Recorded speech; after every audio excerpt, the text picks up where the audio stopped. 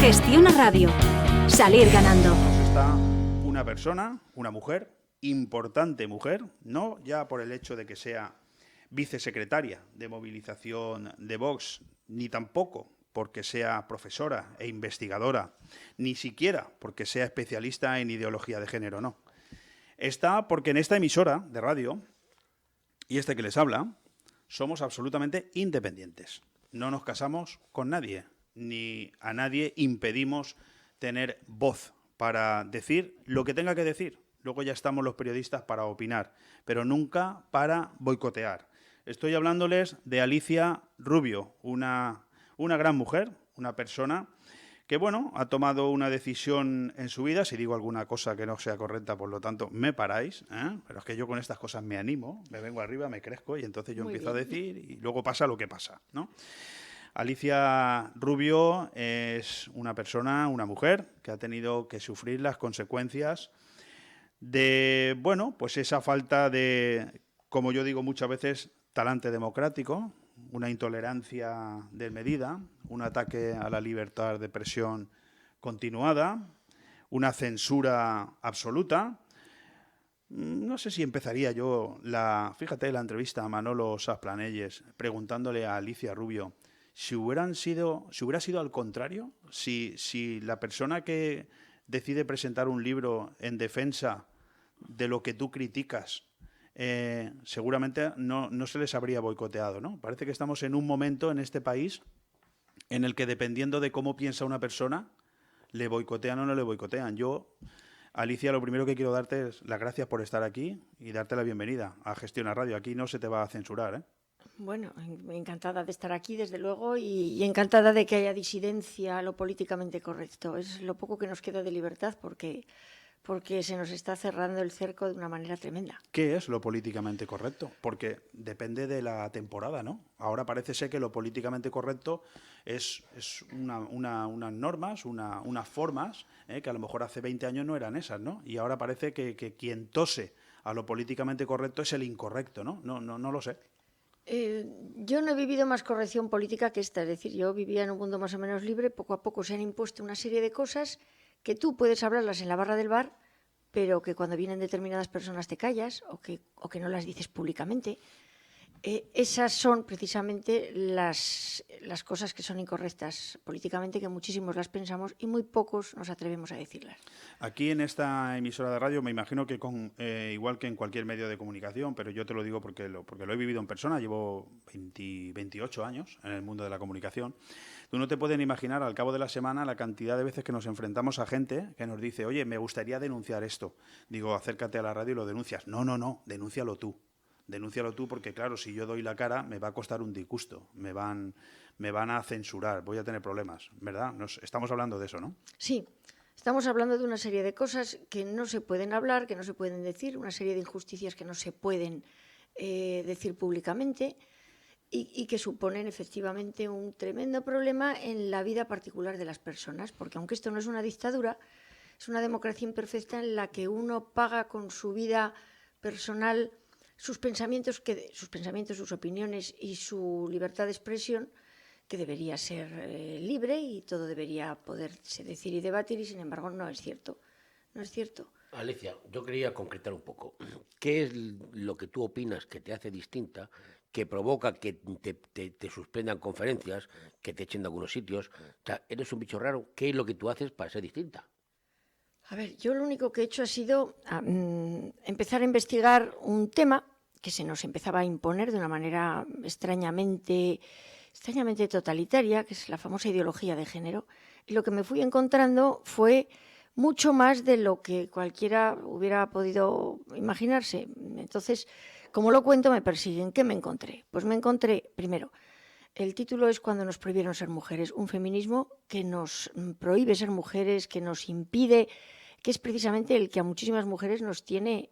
Las mujeres no estamos reprimidas ni oprimidas en un país con leyes igualitarias. Es el feminismo para muchas el que nos oprime, nos trata de cambiar lo que somos, nos impide hacer lo que queremos, nuestros gustos son proscritos, nuestros deseos, nuestros comportamientos. Y luego, y os persiguieron por ser hombres, viene porque descubrí que había unas legislaciones en las que al hombre se le quitaba, entre otras cosas, la presunción de inocencia, se le convertía en un maltratador genético y se estaban dando un montón de situaciones de injusticia.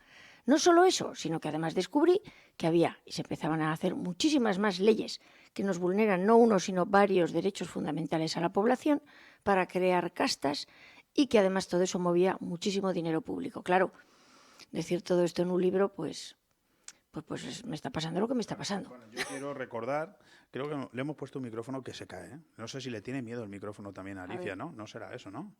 Se le cae un poco. Bueno, Alicia Rubio, como he dicho antes, al inicio de nuestra conversación, es vicesecretaria de movilización de Vox, es profesora investigadora, está aquí con nosotros en los estudios de Gestión a Radio acompañada de una serie más de personas y esta tarde tiene previsto dar una conferencia en Alicante, en el Real Liceo del Casino de Alicante, en el Paseo de la Explanada número 16, de ese libro que ha escrito, que como ella bien ha dicho, es Cuando nos prohibieron ser mujeres y os persiguieron por ser hombres. Realmente lo importante, lo que habría que destacar aquí, aparte, por supuesto, de que nos hables del libro en la medida en lo que a ti te apetezca, es esa prohibición que has tenido de poder llevar a cabo la presentación de este libro en diferentes lugares. Yo, por ejemplo, he podido constatar que hace solamente 4 días, o hace 2 días, se te prohibió la posibilidad de dar una conferencia absolutamente planificada y prevista en la Biblioteca Municipal de Guadalajara, y cuando todo estaba visto, de repente se te impide dar esa conferencia. A mí me gustaría, porque no logro entender los motivos que se te pueden haber dado públicamente, creíbles para no dar esa conferencia, claro. A ver, bueno, lo primero que hay que dejar claro es que los medios públicos no son públicos. Es decir, hay para determinadas personas que pagamos nuestros impuestos igualmente, no lo son. Es decir, son privados de un grupo. Y ese es lo que me está pasando a mí. Yo no puedo dar las conferencias en sitios públicos, están vetados. ¿Qué se me dijo? No es la primera ocasión que me lo niegan el día anterior, porque esperan más que nada para que además encima no haya capacidad de maniobra. De hecho, yo decía 2 veces, es la tercera vez que se me niega un centro público a 2 días. Uno fue en el caso de Murcia, ha sido una explicación peregrina de que ahí, después de decir que sí, que es que ahí no se presentaban libros, cuando es verdad, es falso, se presentaban. En el otro sitio no dieron la explicación de que había otro acto y se demostró que ese día estaba cerrada la sala y que no había ningún acto, que es el caso de Toledo. Y este de Guadalajara, después de coger y decir que sí, pero que realmente luego se ha visto que no salía en la programación, a día anterior dicen que no se va a hacer porque para presentar mi libro, por las cosas que dice, que en realidad no dice nada que no se pueda decir, tiene que haber gente como del equipo contrario. O sea, uno no puede presentar, tiene que haber gente, y entonces se prohíbe la presentación de mi libro y se me invita a un debate sobre género, perspectiva o ideología. Claro, un debate, un día puesto, el día que le apareció al director de la biblioteca, que yo no puedo, y en el que si quiero participo. O sea, en realidad se ha vetado y para cubrirse como las espaldas, como para decir, no es que no seamos democráticos, hombre. Pues resulta que se me impone un debate que a mí no me parecería mal si hubiera presentado el libro y dicen, oye, aquí hay cosas que se pueden discutir. Estupendo. ¿Qué va? Prohibición. Prohibición y además doy fe, por mucho que se diga, que todas estas personas no han leído el libro, solamente tienen órdenes. Seguro. Bueno, espérate, Manolo, vamos a continuar. Seguimos entrevistando a Alicia Rubio. Ella, como les he dicho hace escasos minutos, es la vicesecretaria de movilización de Vox, profesora e investigadora y especialista en ideología de género. Se ha atrevido en este país a hacer algo que parece ser que para algunos es un poco proscrito, y es escribir un libro y dar su opinión. Cuando nos prohibieron ser mujeres y os persiguieron por ser hombres. Esta tarde se presenta ese libro para todos los que ustedes les apetezca escucharles en el Liceo del Casino de Alicante, en el Paseo de la Explanada número 16, y está aquí con nosotros. Manolo, creo que querías hacer. Sí, yo quería hacerte 2 preguntas, Alicia, que no sé si se tocan en tu libro, si las has tratado. Además, prometo que voy a leerlo porque me interesa muchísimo el tema. 2 preguntas. Primero, ¿somos iguales los hombres y las mujeres? Y segundo, si te llamo guapa, ¿me vas a denunciar por acoso sexual? A ver, bueno, contesto esas 2 preguntas o casi una cosa, que también se me ha olvidado decir, que aquí en Alicante nos han negado el centro público y se va a hacer en un centro privado. que se nos han negado más sitios públicos, pero afortunadamente se ha podido solventar mediante, pues eso, contratación de una sala y tal. Pero estos 3 que he hablado son los que directamente se nos dijo el día anterior y no se pudo prácticamente celebrar. Yo creo que alguien se ha vuelto loco aquí. Yo de verdad estoy alucinando, perdonadme, pero desconocía todo esto. Y luego hablamos de los scratches, cuando además se ha utilizado la violencia para impedirlo. Pero bueno, voy a contestar a las preguntas. La primera, que si somos iguales en dignidad y derechos, sí. Esto es un país en el que hay leyes igualitarias y yo creo que lo somos en dignidad y en derechos. Físicamente, psicológicamente tenemos nuestras diferencias que enriquecen. Físicamente, entre tú y Manolo hay un abismo. Pues ya sabes que ahora lo empiezan a negar. Lo empiezan a negar. Pero no solo físicamente, sino... Es muy feo, ¿no? Para que lo tengamos claro, a ver, que la gente igual no nos ve, pero que yo quiero que la cosa quede clara. Decirlo. Continúa. No, pues eso. Que una de las cosas, precisamente, que la ideología de género niega son las diferencias evidentes entre hombres y mujeres, que no es nada ni mejor ni peor, simplemente es. Y que además no solo enriquecen, sino que nos hace complementarios. Toda la primera parte del libro es precisamente eso, explicar todas las diferencias que a nivel fisiológico, neurológico, psíquico, tenemos hombres y mujeres, que además simplemente proviene de una configuración diferente, porque tenemos una biología diferente, porque al final somos animales y teníamos una función diferente en la supervivencia de la especie, que es para lo que realmente nuestro cuerpo biológico ha sido fabricado. Luego que nuestra mente haya evolucionado mucho más y tengamos otro tipo de conceptos y de cosas es otra historia.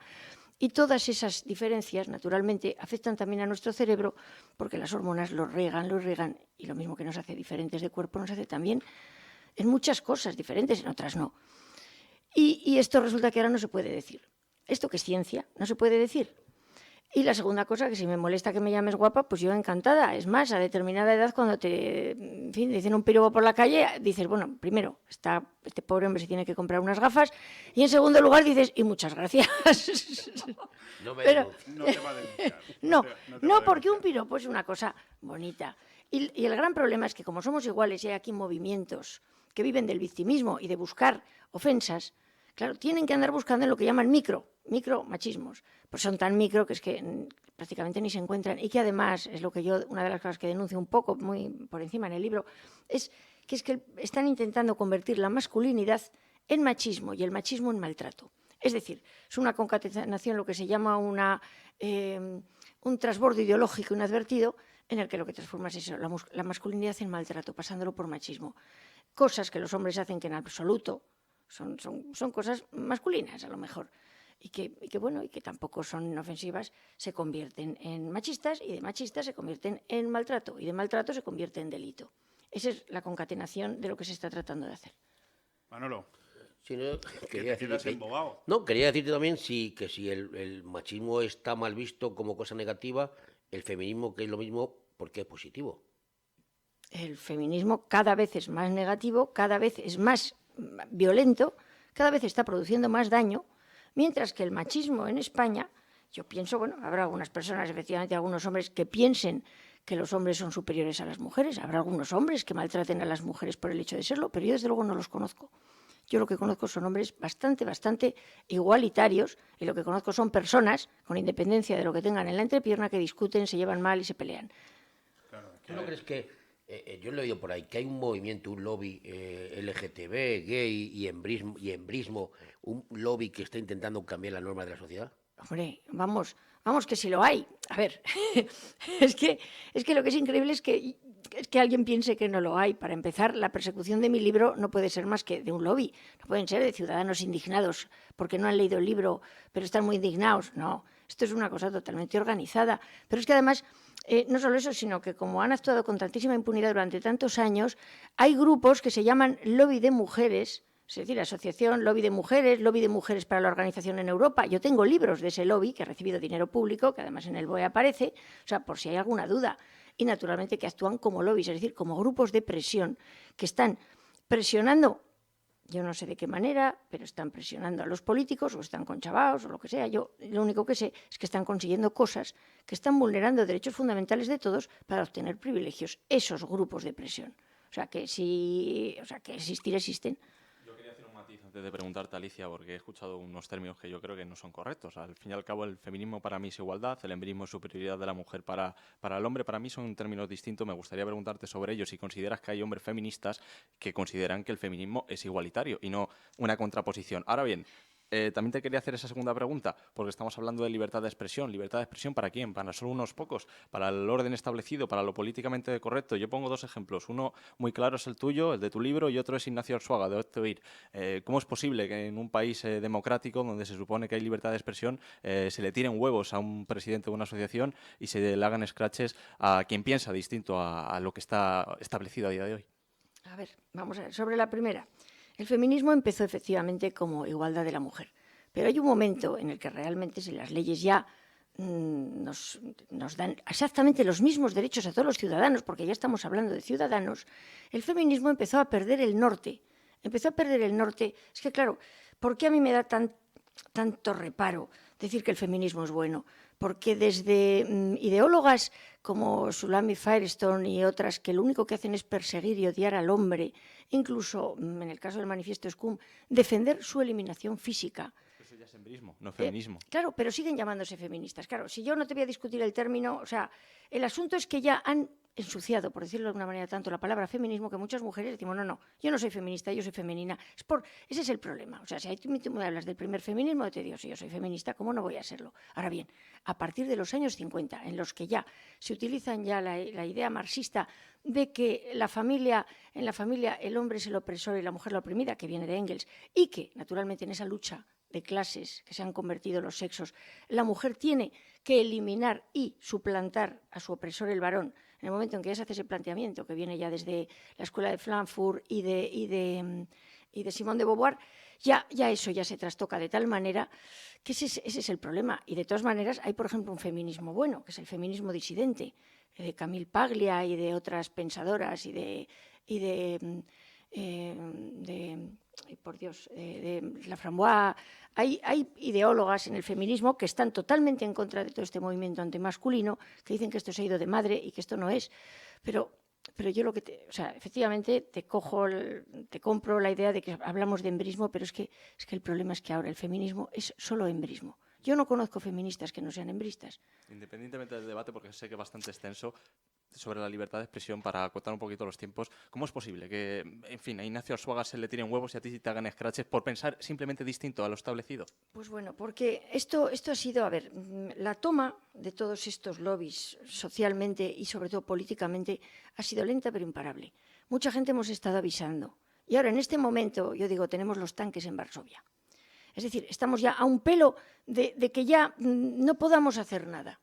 Yo no sé ni siquiera si llegaremos. Y resulta que hemos salido unos cuantos diciendo la verdad. ¿Qué sucede? Que como los tanques están en Varsovia, o sea, ya no permiten ya la libertad de expresión. Pero esto ya lleva mucho tiempo generándose.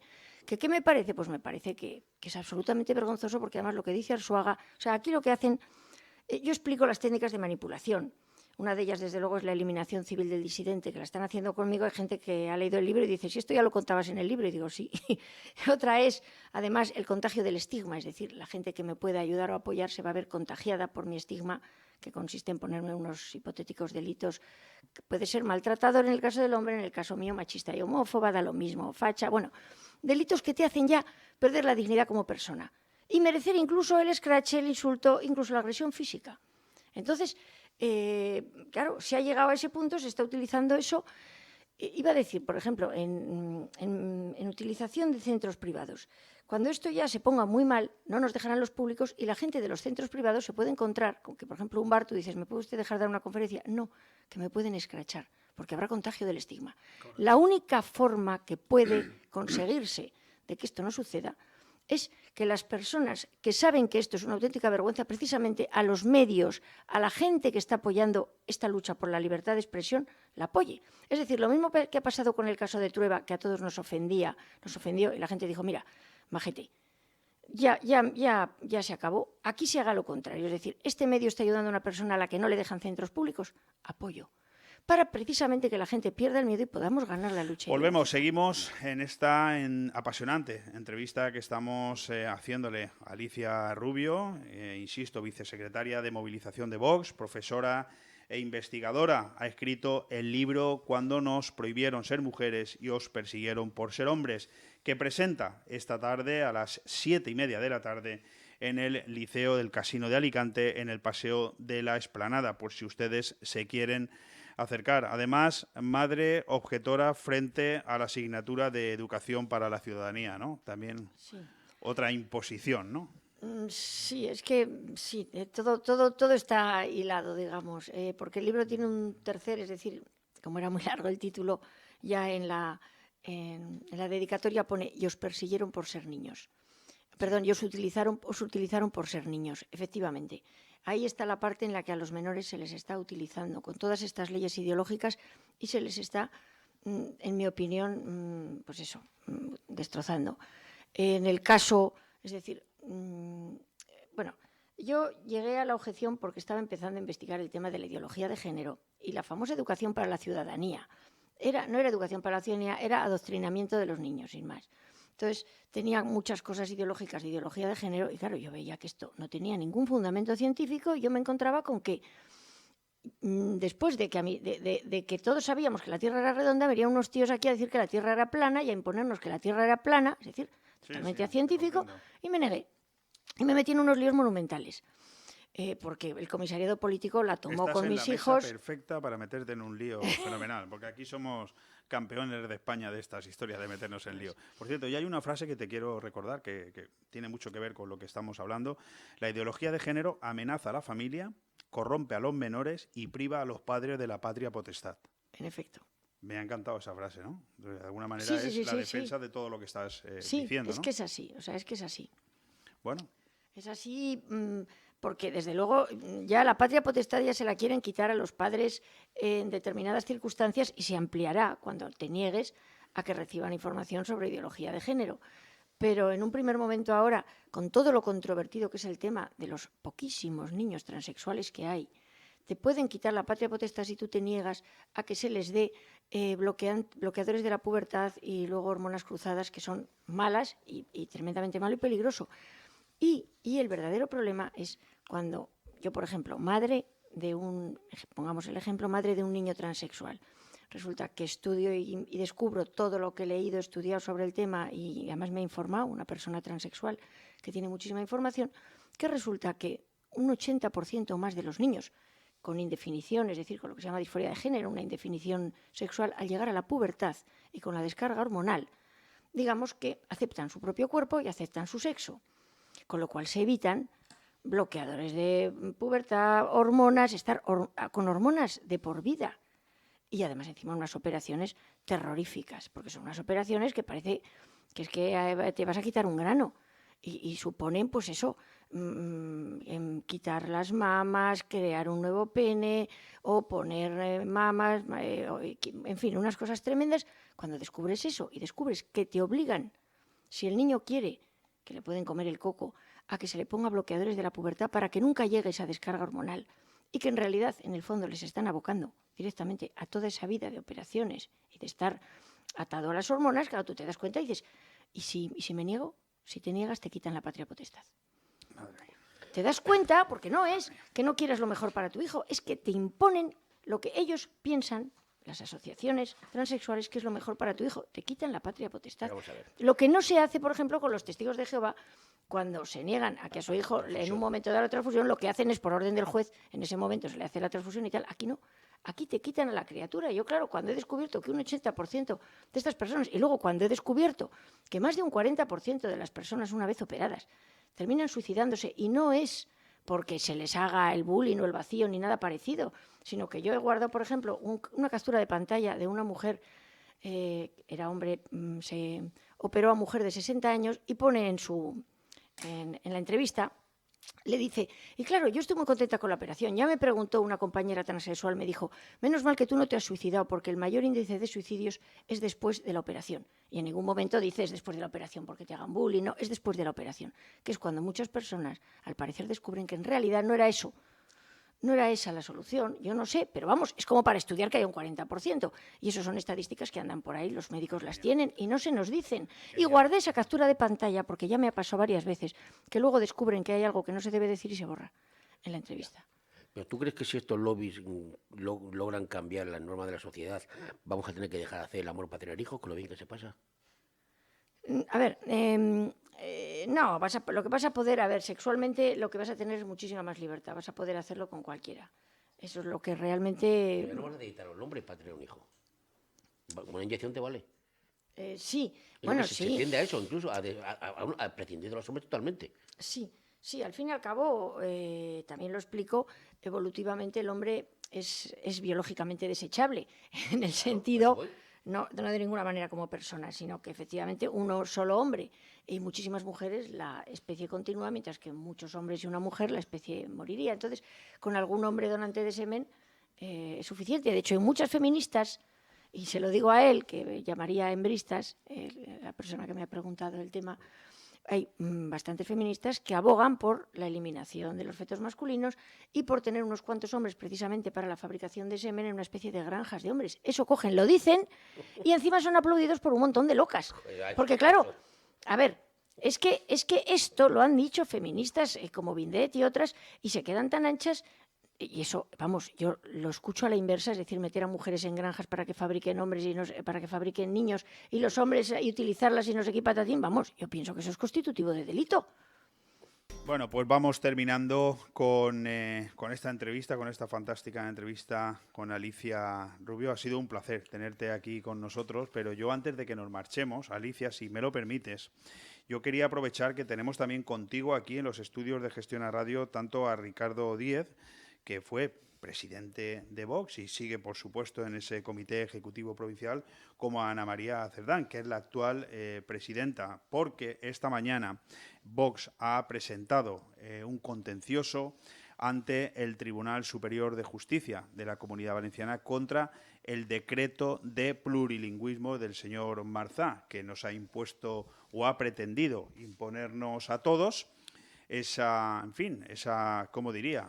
necesidad de que todos los niños tienen que estudiar en valenciano porque ellos así lo han decidido. Y el que no lo haga, pues entonces no tiene clases de inglés en los colegios. Es una cosa curiosa. Hemos podido leer esta mañana también en los medios de comunicación que la propia Diputación Provincial de Alicante también ha interpuesto una batalla judicial, pero hay que decir que no solamente ha sido la Diputación de Alicante, sino que en este caso también ha sido el partido de Vox, que parece que es un partido que está como olvidado, ¿no? Y que hace cosas que parece que no se pueden comentar. Pues sí, nosotros lo decimos. También ha presentado ese recurso contencioso y quería pues preguntaros vuestra opinión, Ana María y Ricardo.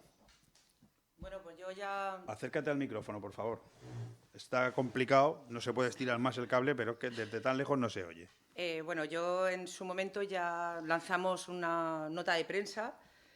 Al vivir en una zona en la que el valenciano no existe, salvo por imposición, como nos han hecho desde hace muchísimo tiempo, yo ya lancé en su momento una nota de prensa en la que me amparaba en los artículos de la Constitución para poder seguir manteniendo que el derecho de la educación de los hijos les corresponde a los padres, que la ley ampara ese reconocimiento de las lenguas de las comunidades autónomas, pero que en ningún momento se obliga a que se quite nuestra lengua vehicular, que es el castellano, para que se mantenga el valenciano, y que todos somos iguales. O sea, no puede haber una discriminación desde el momento en el que a mí me imponen estudiar en valenciano y me quieren quitar mis horas de inglés. O sea, estamos en una dicotomía un poquito extraña. Bueno, pues ahí queda dicho por parte nada menos que de Ana María Cerdán, que, insisto, es la presidenta actual de Vox en la provincia de Alicante, y junto a José María Llanos y Llanos Masó, que son los presidentes de Valencia y Castellón, pues ambos tres han presentado ese recurso contencioso administrativo contra ese decretazo del Consell, como de alguna manera se ha dado en llamar ese decreto de plurilingüismo. Pues nada, yo quería agradeceros a todos que hayáis estado aquí, a los que habéis hablado y a los que no, pero que yo veo a todos. Por lo tanto, muchísimas gracias por tener esta deferencia de traernos a Alicia Rubio, que le doy la palabra para que pues se despida de los oyentes de Gestión a Radio y nos diga lo que nos tenga que decir. No, por supuesto. que bueno, que como nos hemos ido por el tema del feminismo, que no hemos hablado de que lo que también me hace no es negarme las alas, sino escraches físicos, abucheos, persecuciones, insultos, etcétera, etcétera. y que el verdadero problema, que está también unido a lo que han contado mis compañeros, es que se nos están vulnerando continuamente derechos fundamentales y que los únicos que estamos luchando contra ello somos los de Vox, porque el resto están todos en el mismo ajo de vulnerarnos derechos y, sobre todo, dividirnos como comunidades autónomas, dividirnos como ciudadanos, dividirnos como sexos, dividirnos como opciones sexuales, porque divide y vencerás. Déjame que te haga una pregunta, a ti y a Ana María, a los dos. Acércate al micrófono, Ricardo. ¿Cómo conseguimos en España que Vox deje de ser un partido que inminentemente no hay... la visión de Vox es un partido de ultraderecha?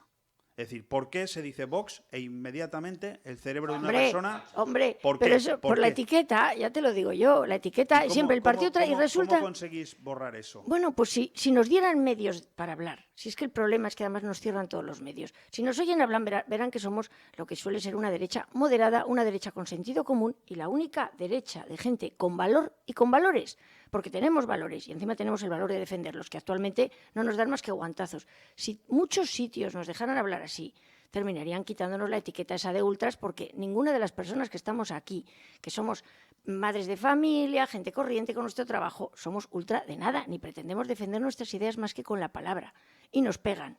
Cuando la gente, es decir, que si nos dejaran hablar, si nos oyeran, si la gente se diera cuenta de que en este momento el único partido con valor y con valores es Vox, que todos con V, qué casualidad, y empezarían a votarnos, empezarían a darse cuenta de Ana que... María, ¿el de que Partido poco más. Popular a nivel nacional ha dejado de ser un partido con valor y con valores?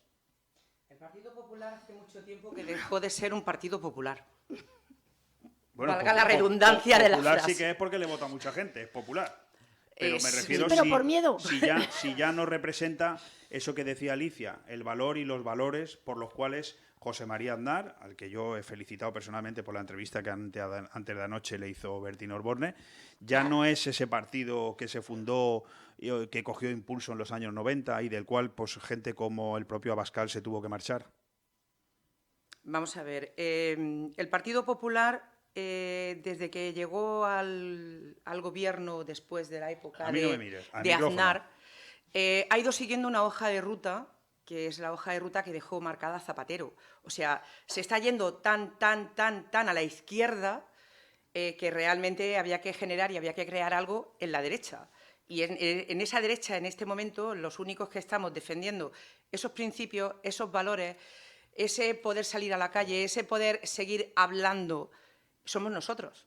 Porque realmente ya no queda nadie que lo pueda hacer. ¿Extrema derecha? No. O sea, nuestros compañeros de Granada, partidos identificados que se autoidentifican como extrema derecha, les han saboteado la sede de Vox. Lo denunciamos aquí, ¿eh? O sea, Lo dijimos. claro, el mismo día entonces- que se asaltó la sede del PP en Cataluña, pero nadie lo dijo. Nosotros sí. Exactamente, pero es lo que estamos diciendo. Esos partidos sí que se identifican como extrema derecha y nos están atacando a nosotros. Bueno, pues yo creo que lo vamos a dejar ahí, pero entre otras cosas porque no nos queda tiempo, porque nos tenemos que ir. Faltan 6 minutos para despedir el programa y todavía hay una serie de anunciantes que tienen que entrar o nos cortan el cuello. Ya hay otros que nos lo quieren cortar el cuello, pero los anunciantes de momento no. Oye, ha sido un placer teneros a todos aquí en los micrófonos de Gestión a Radio. Y Alicia, muchísima suerte esta tarde en esa presentación. Pues muchísimas gracias y bueno, y sí, espero que vaya gente y que quiera enterarse de lo que está pasando. Fantástico. Muchas gracias a los 4. Un abrazo. Gestión a Radio. Salir ganando.